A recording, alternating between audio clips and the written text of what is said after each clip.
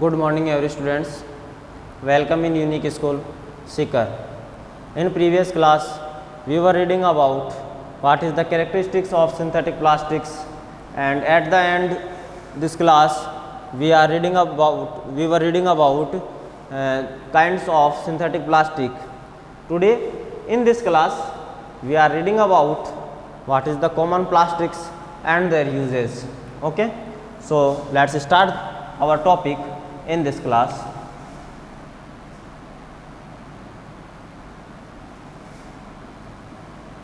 Common plastics and their uses. Common plastics and their uses. First, common plastic, polythene. क्या है? Polythene. Okay, next अपन बात करते हैं पॉलीथीन की. तो पॉलीथीन में किसकी बात करते हैं? पॉलीथीन की. तो पॉलीथीन का जो मीन्स है वो क्या है? Poly plus ethene. क्या है?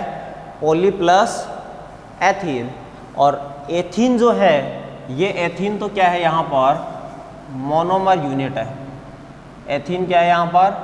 मोनोमर और यूनिट है. और जब ये जो एथीन की जो मोनोमर यूनिट है, जब ये 2 और मोर देन जब ऐड होती है तो वो किसका फॉर्मेशन करती है? फिर ये फॉर्मेशन करती है किसका?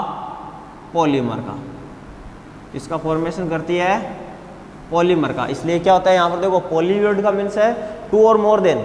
ठीक है, तो जब 2 और more than ethene monomer units are combined together and form a new combined structure, polymer structure are called polythene.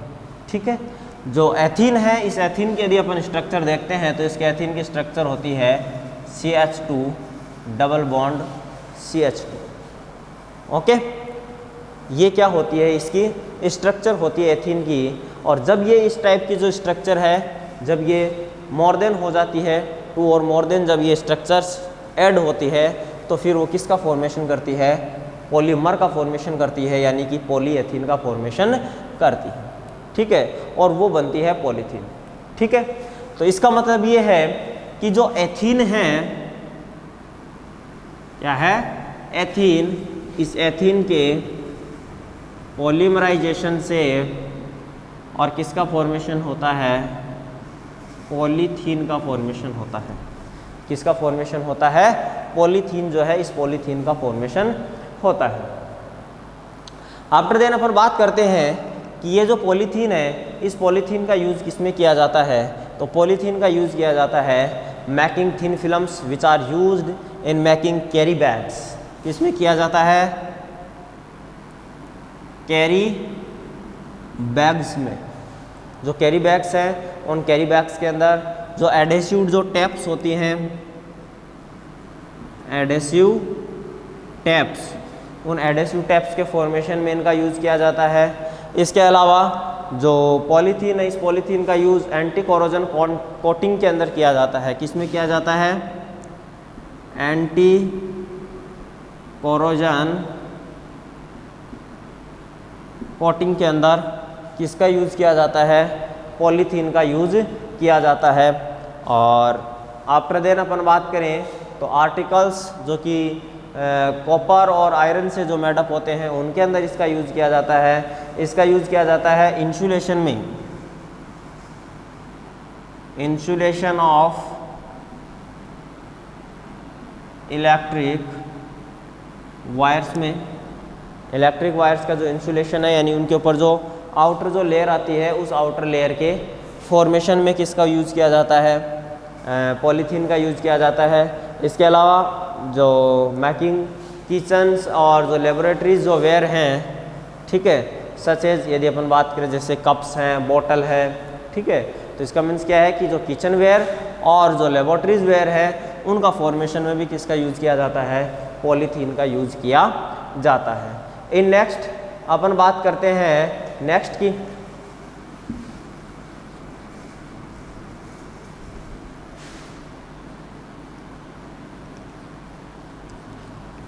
Next जो कॉमन प्लास्टिक है वो कॉमन प्लास्टिक में आता है पॉलीप्रोपीन। किसका कौन आता है? पॉलीप्रोपीन।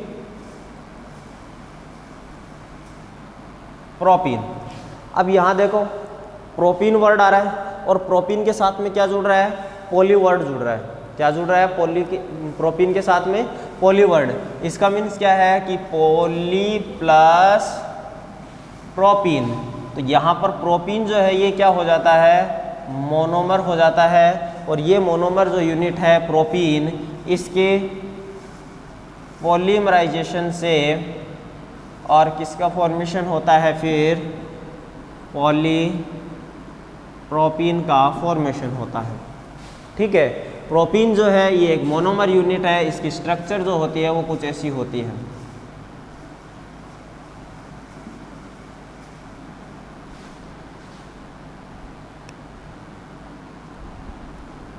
ठीक है, ये इसकी स्ट्रक्चर होती है, यानी यहाँ पर एक जो है डबल बॉन्ड जो है वो यहाँ प्रेजेंट होता है। ठीक है, इनके बारे में जो ये है कि यहाँ एक किसी में डबल बॉन्ड जुड़ा हुआ है, किसी के साथ में हाइड्रोजन सिंगल है, किसी के साथ ट्रिपल है। तो ये इसकी कार्बन की वैलेंसी पर डिपेंड करता है। कार्बन की वैलेंसी जो होती है वो 4 होती है, यानी कि इसके साथ में 4 हाइड्रोजन जो कंपाउंड जो 4 हाइड्रोजन एलिमेंट्स है वो इसके साथ में ऐड हो सकते हैं। अब यदि इस डबल बॉन्ड हो जाता है तो फिर वो क्या हो जाएगी? फिर डबल बॉन्ड होते ही फिर वो एक और कम हो जाएगी। ठीक है, तो इस टाइप का है। यहाँ क्या फॉर्मेशन हो गया? पॉलीप्रोपीन जो है इसका फॉर्मेशन हो गया। इसका मतलब ये है कि जो पॉलीप्रोपीन है इसका फॉर्मेशन जो है वो प्रोपीन के पॉलीमराइजेशन से किया जाता है। अब बात करें कि इसका यूज किस में किया जाता है, तो इसका यूज किया जाता है फर्स्टली सिंथेटिक कारपेट्स के फॉर्मेशन में। किस में किया जाता है? सिंथेटिक जो कारपेट्स हैं उन सिंथेटिक कारपेट्स के फॉर्मेशन में किया जाता है। इसके अलावा पैकेजिंग जो मटेरियल्स हैं और जो कंटेनर्स हैं इनके अंदर भी इनका जो पॉलीप्रोपीन है इस पॉलीप्रोपीन का यूज किया जा सकता है। तो मैं बात करें तो मेकिंग रॉप्स और इसके अलावा मैंने क्या बताया? पैकेजिंग मटेरियल्स,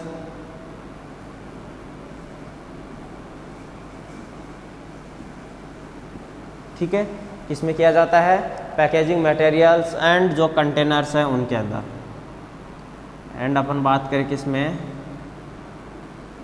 कंटेनर्स के अंदर किसका यूज किया जाता है? पॉलीप्रोपीन का यूज किया जाता है। इसके अलावा इसका जो यूज है वो किया जाता है कोलैप्सिबल टॉयज के फॉर्मेशन के अंदर। Making collapsible toys, collapsible toys के फॉर्मेशन में इसका यूज किया जाता है। और जो ऑटोमोबाइल बैटरीज है उसके मेकिंग के अंदर मेकिंग ऑटोमोबाइल बैटरीज के फॉर्मेशन में भी किसका यूज किया जाता है? पॉली जो प्रोपीन है प्लास्टिक, उस पॉलीप्रोपीन प्लास्टिक का यूज किया जाता है। इन नेक्स्ट अपन बात करें फोर्थ जो है पॉलीविनाइल क्लोराइड। ये सेकंड था। थर्ड जो है वो क्या है? Polyvinyl chloride. पॉलीविनाइल जो क्लोराइड है ये पॉलीविनाइल क्लोराइड जो है ये किससे मेडअप होता है? देखो जो मोनोमर इसकी यूनिट है वो इसके साथ में लिखी हुई है, विनाइल क्लोराइड। क्या है? Vinyl chloride. यानी कि यहाँ पर जो ये विनाइल क्लोराइड है, ये विनाइल क्लोराइड क्या है? इसकी मोनोमर यूनिट है। क्या है? मोनोमर यूनिट है। ठीक है, और विनाइल क्लोराइड जो है ये विनाइल क्लोराइड, इस विनाइल क्लोराइड के पॉलीमराइजेशन से किसका फॉर्मेशन होता है? पॉलीविनाइल क्लोराइड का। किसका फॉर्मेशन होता है? विनाइल क्लोराइड के पॉलीमराइजेशन से पॉलीविनाइल क्लोराइड का फॉर्मेशन होता है। या फिर इसको जनरली जो शॉर्ट वर्ड है, शॉर्ट वर्ड में कह देते हैं पीवीसी। क्या बोलते हैं इसको शॉर्ट वर्ड्स में? पीवीसी जो है इसको कहते हैं। इसका यूज अपन बात करें जैसे कि लाइकेज अपन ने पढ़ा है कि जो पाइप्स वगैरह आते हैं अपने एक जो एडवर्टाइजमेंट आता है उसमें आता है पीवीसी पाइप्स, ठीक है। तो पाइप्स वगैरह है जो वाटर के, प्लास्टिक के जो पाइप्स आते हैं उनके फॉर्मेशन में इसका यूज़ किया जाता है। लाइकेज अपन बात करें soles of shoes, hand bags, raincoat और इसके अलावा water pipe, water tank, sanitary fittings, इनके अंदर क्या किया जाता है? पीवीसी का यूज़ किया जाता है। इसके अलावा भी जो डेकोरेटिव जो फ्लोर जो है उनका फॉर्मेशन किया जाता है वहाँ पर भी इस पीवीसी का यूज़ किया जाता है। इलेक्ट्रिक वायर्स के जो सुपीरियर जो इंसुलेटर्स आते हैं उनके अंदर भी किसका यूज़ किया जाता है? पीवीसी का यूज़ किया जाता है।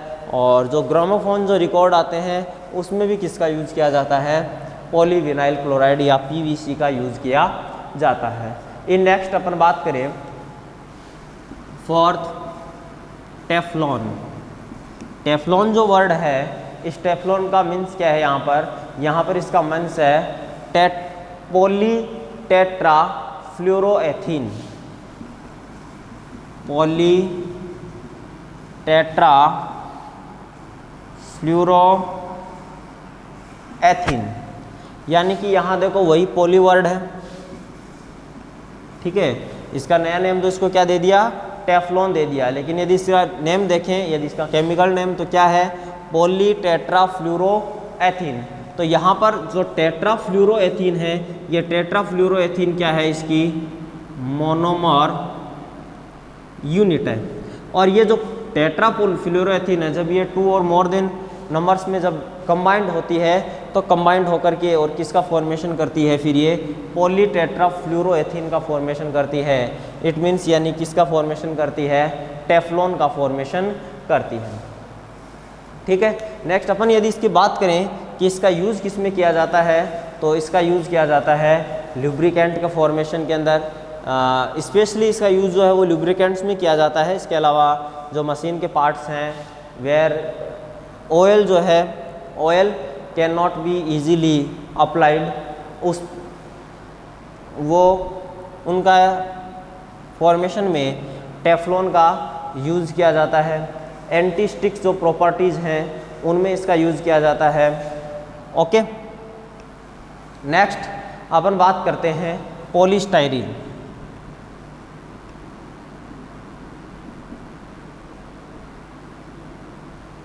किसकी बात करते हैं? पॉलीस्टाइरीन की अपन बात करते हैं। तो पॉली जो स्टाइरीन है, पॉलीस्टाइरीन किससे मेडअप होती है? स्टाइरीन से मेडअप होती है। किससे होती है? स्टाइरीन से मेडअप होती है। स्टाइरीन जो है वो इसकी मोनोमर यूनिट हो गई और पॉलीस्टाइरीन क्या हो गया? ये एक पॉलीमर हो गया। बात करते हैं कि इसका यूज़ किस में किया जाता है, तो इसको अपन जनरली देखें तो ये एक लाइटर पॉलीमर है। किसका? पॉलीथीन का ही। पॉलीथीन का ही क्या है? एक लाइटर एक पॉलीमर है और इजीली ये क्या हो जाता है? मोल्ड हो जाता है हीटिंग करने पर, क्योंकि ये कैसा है? एक थर्मोप्लास्टिक है। इसका यूज़ अपन बात करें स्पेशली जो है इसका यूज़ किस में किया जाता है, तो जो कंटेनर्स हैं उन कंटेनर्स के मेकिंग के अंदर, आइस बॉक्स बनाने में इसका यूज़ किया जाता है। इसके अलावा जो इंसुलेटिंग जो रेफ्रिजरेटर्स हैं, जो कोल्ड स्टोर्स हैं, वहाँ पर इसका यूज़ किया जाता है। और पैकेजिंग जो एक्सपेंसिव जो आइटम्स होते हैं, उन एक्सपेंसिव आइटम्स की पैकेजिंग के लिए भी जो डिब्बे होते हैं वो किसके होते हैं? पॉलीस्टाइरीन से मेडअप होते हैं। इसके अलावा जो एक्सपेंसिव अपन ने आइटम्स कहा है, तो एक्सपेंसिव आइटम्स कौन से होते हैं? जैसे कि लाइक अपन बात करें सेल फोन्स हैं, तो सेल फोन्स जो है, टीवी है, इनके पैकेजिंग में किसका यूज़ किया जाता है? पॉलीस्टाइरीन का यूज़ किया जाता है। तो ये जो थे अपन ने 5 क्या पढ़े? कॉमन प्लास्टिक्स पढ़े और कॉमन प्लास्टिक्स के साथ में उनके क्या पढ़े? अपन ने यूजेस पढ़े। तो अपन ने 5 कौन कौन से पढ़े? फर्स्ट अपन ने पढ़ा था पॉलीथीन, आफ्टर देन पॉलीप्रोपीन, फिर पॉलीविनाइल क्लोराइड या पीवीसी, आफ्टर देन टेफ्लॉन या पॉलीटेट्राफ्लोरोएथीन, और इन एट द एंड पॉलीस्टाइरीन। ठीक है, ये क्या है 5 कॉमन प्लास्टिक्स जिनका जो डिस्क्रिप्शन है वो आपकी बुक के अंदर दिया हुआ है और उनकी डिटेल जो स्टडी है वो मैंने यहाँ पर आपको बताई है। इन नेक्स्ट अपन बात करते हैं प्लास्टिक एंड द एनवायरनमेंट। किसकी बात करते हैं? Plastic and the environment. यदि जनरली अपन देखें तो जो प्लास्टिक है ये प्लास्टिक नॉन बायोडिग्रेडेबल सब्सटेंस है।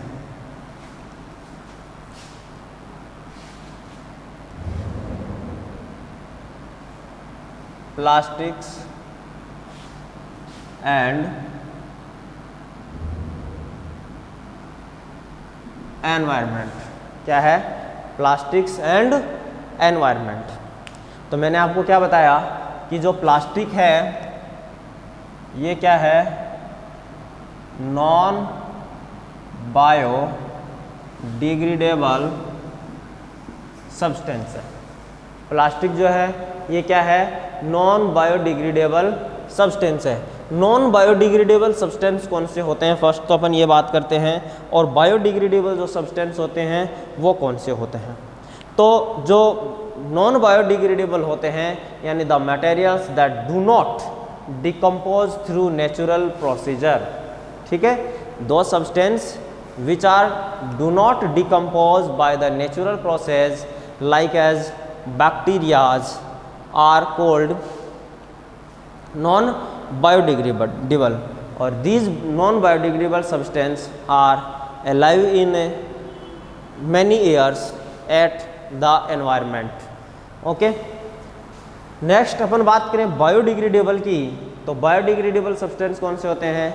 विच are decompose by the natural processes like as bacterias के द्वारा भी क्या किया जा सकता है? इनको डिकम्पोज किया जाता है, तो वो क्या कहलाते हैं? बायोडिग्रेडेबल कहलाते हैं।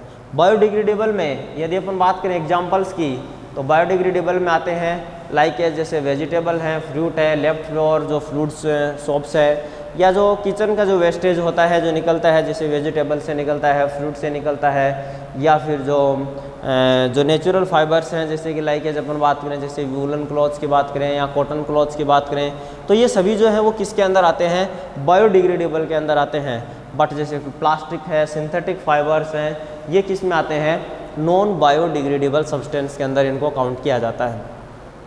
अब ये जो नॉन बायोडिग्रेडेबल जो सब्सटेंस है, मैंने कहा कि ये एनवायरनमेंट में क्या नहीं होते, इनको किसी के द्वारा जो बैक्टीरियाज वगैरह है या जो नेचुरल प्रोसीजर्स हैं, उन नेचुरल प्रोसीजर के द्वारा इनको कई सालों तक इनका क्या नहीं किया जा सकता, मेनी ईयर्स तक ये डिकम्पोज नहीं होते हैं। और यदि इनको डिकम्पोज करने का यदि कोई दूसरा यदि वे अपन यदि देखें कि यदि मान लो कि अपन उनको हीटिंग करके और इनको एनवायरनमेंट को इनसे मुक्त कर दें, तो वेन अपन जब इनको हीट करते हैं तो हीट करने पर इनमें से लार्ज क्वांटिटी के अंदर क्या होती है? स्मोक वगैरह क्रिएट होता है, जिससे कि क्या होगा? एनवायरनमेंट जो है ये एनवायरनमेंट क्या होता है? पोल्यूशन होता है। तो इस प्रकार ये क्या है? एनवायरनमेंट के लिए क्या है? बहुत ही एक खतरनाक यदि अपन कहें या डेंजरस सब्सटेंस हैं जो कि एनवायरनमेंट को पोल्यूट करता है। अब एनवायरनमेंट में यदि पोल्यूशन होता है तो उसका एनवायरनमेंट के पोल्यूशन का डायरेक्ट जो इफेक्ट है वो इफेक्ट किस में शो होता है? उसका डायरेक्ट इफेक्ट जो है वो ह्यूमन बींग्स यदि अपन बात करें एनिमल्स और प्लांट्स के अंदर इसका सीन होता है। और इससे क्या होता है कि जो एनिमल्स हैं, प्लांट्स हैं, उनके अंदर मेनी जो डिजीज़ है वो डिजीज़ क्योज हो जाती है। और यदि अपन एक बात कहें तो जो एनवायरनमेंट है, इस एनवायरनमेंट का जो कॉम्बिनेशन है वो क्या हो जाता है? जो इनका संतुलन है एनवायरनमेंट का वो सही नहीं रहता है, वो चेंज हो जाता है। और इस प्रकार यदि एनवायरनमेंट के अंदर क्या होता है, धीरे धीरे इनकी अमाउंट यदि बढ़ती जाती है तो एनवायरनमेंट में जो पोल्यूशन का जो लेवल है वो लेवल इतना इंक्रीज हो जाता है कि उस एनवायरनमेंट के अंदर सर्वाइव करना डेंजर हो जाता है।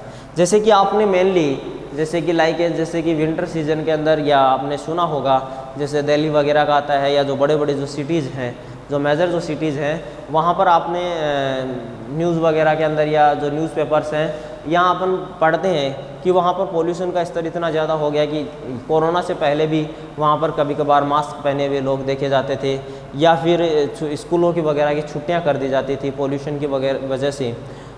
कुछ भी सामने से गाड़ियाँ वगैरह है, जो व्हीकल्स हैं वो व्हीकल्स चलते हैं तो सामने से कुछ सीन नहीं होता है, बहुत ज़्यादा खतरनाक स्मोक वहाँ पर हो जाता है।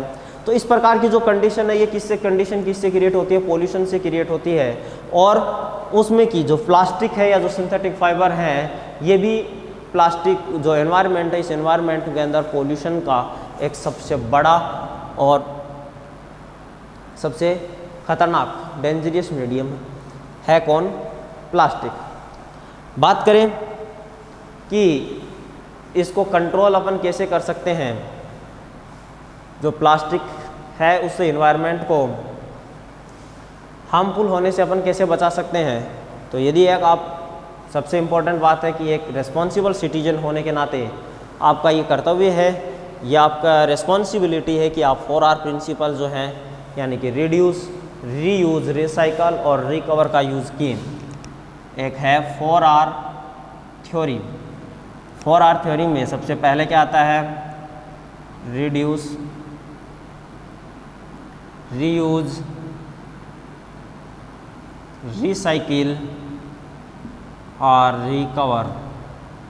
ठीक है, ये जो 4R थ्योरी है, इस 4R थ्योरी का मीन्स क्या है, यहाँ पर जो फर्स्ट टर्म है रिड्यूस, यानी कि हमें जहाँ तक हो सके जो प्लास्टिक है, प्लास्टिक जो मटेरियल्स हैं उनका यूज़ नहीं करना चाहिए। जैसे कि प्लास्टिक कैरी बैग्स आती है, तो प्लास्टिक कैरी बैग्स का अपने को जहाँ तक पॉसिबिलिटी हो वहाँ तक अपने को उनको यूज़ में नहीं लेना चाहिए। इसके स्थान पर अपने को कॉटन या जूट के जो कैरी बैग्स आते हैं उनका यूज़ अपने को करना चाहिए। या जो पॉलीथीन वगैरह होती है तो अपने को इनको रोड के ऊपर नहीं फेंकना चाहिए, क्योंकि जब अपन जैसे इनको रोड के ऊपर जैसे अपन फेंक देते हैं तो फेंकने से क्या होता है कि ये उड़ करके या जो भी है नालों के अंदर चली जाती है और वहाँ से जो नाले जो हैं वो उनको क्या कर देते हैं, बंद कर देते हैं नालों को, जिसके कारण वेरियस जो है वो प्रॉब्लम्स जो है वो क्रिएट होती है।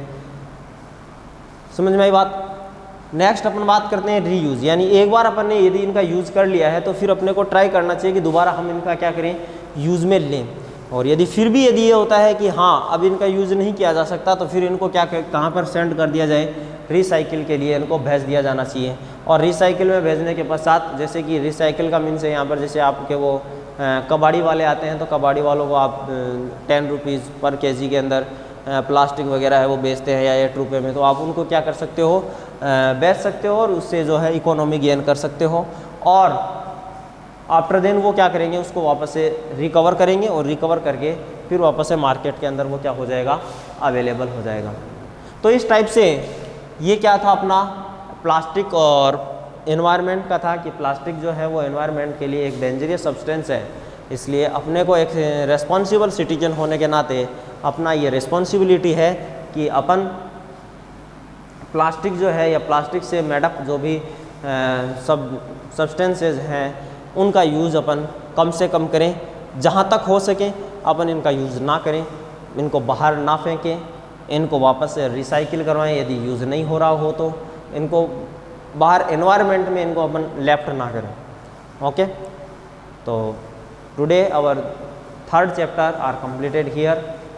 Till then we start next 4th chapter, coal and petroleum. Thanks for watching this video.